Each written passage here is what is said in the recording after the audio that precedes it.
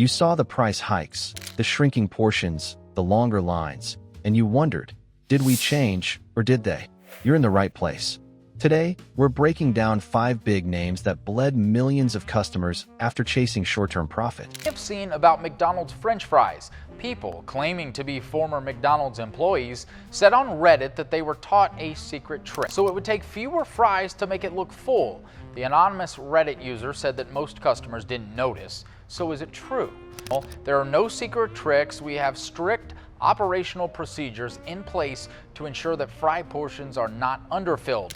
From sugar-packed bread headlines to menus that read like novels, these choices didn't just annoy people, they snapped trust.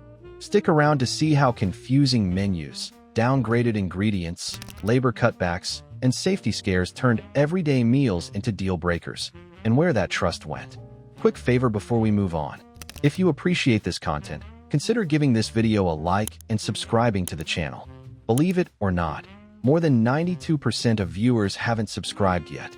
It's free and only takes a second, but it means the world to us. So did you subscribe already? Great. Thank you so much for your support. Now back to the video. McDonald's. When a simple menu got expensive and complicated, you go for the cheap, quick fix and stare at a wall of premium bundles, gadgety add-ons, and app-only deals. The line inches. The total stings. What changed behind the counter is bloat. The chain stacked limited-time builds and fancy drinks on top of the basics, then hiked prices past what baseline inflation or wages explain. Diners worn down by economic woes. McDonald's will now discount 8 popular combo meals by 15%. McDonald's is cutting prices in the US as consumers rein in spending. That was according to the Wall Street Journal on Wednesday. A change.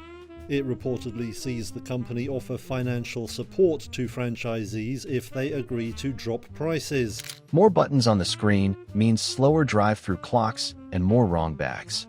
All-day staples vanished, snack wraps never came back, and the best prices hide behind a phone. If you do not use the app, you pay more or wait longer. The simple value meal turned into a tiered upsell machine. The real kicker, when value feels staged, regulars leave. Now let's move on. Subway, eat fresh versus ingredient doubt. You grab a sub to feel lighter on the wallet and the conscience.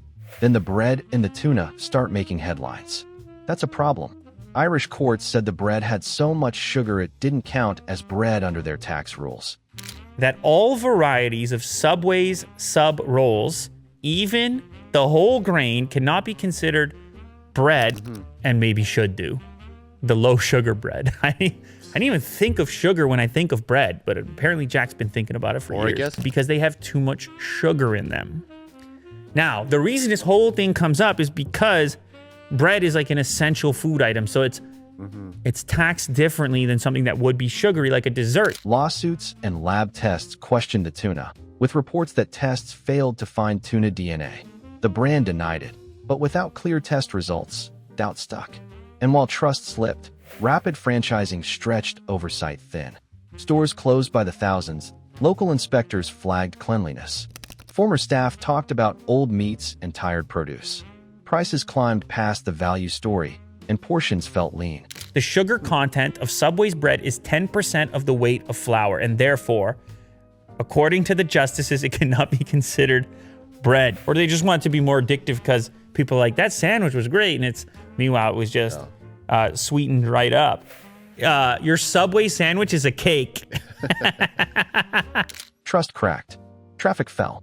Now let's move on to a chicken giant that turned savings into smaller buckets of loyalty. KFC. Cheaper oil, slower lines, smaller wins. You want hot, crisp chicken fast. Instead, you get a weight, soft sides, and a price that feels padded. What changed is penny pinching that you can taste. Let's start with oil.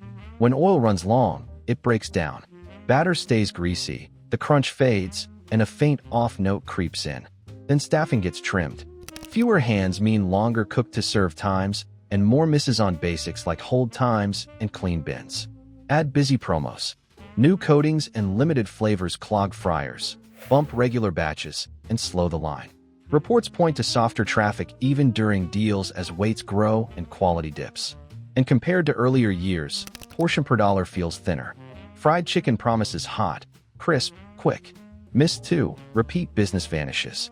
And when you heat and reheat seed oils, you are making trans fats. So let's go in and ask them and we'll see what's going on here. KFC claims they don't cook their chicken in trans fats. I think this is bullshit. We know they're cooking their chicken in seed oils. I'm curious about your chicken. Are there any trans fats in the oils? I don't know.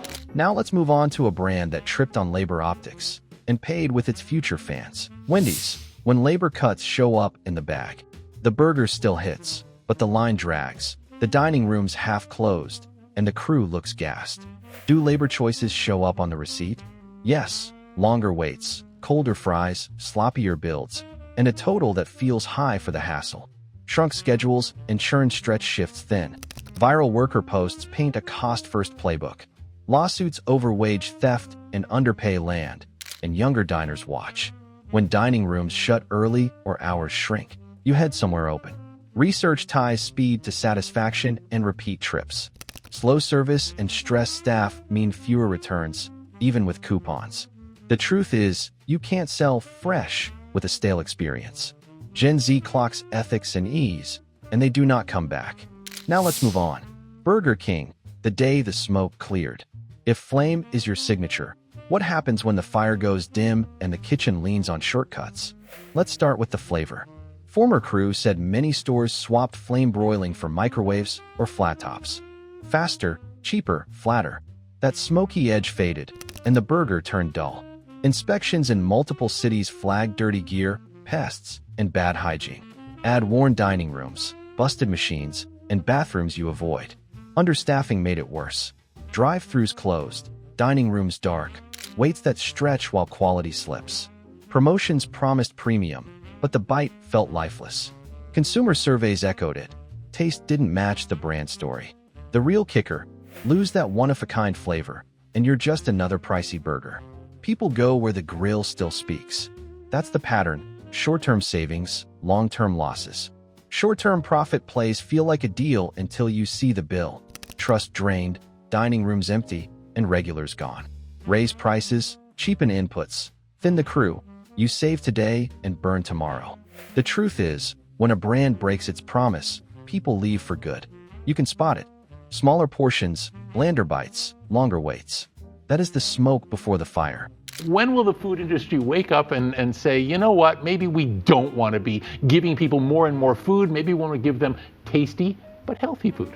And what makes this even more interesting, and I think even more newsworthy, is that this comes at a time when America is not just in a obesity epidemic, we've been there for years, and yet the food industry would prefer to be a part of the problem as a part of the solution, at least when it comes to supersizing portions, which seems to be an ongoing thing. If this gave you something to chew on, hit like, subscribe, and share it with someone who keeps asking why dinner costs more but delivers less.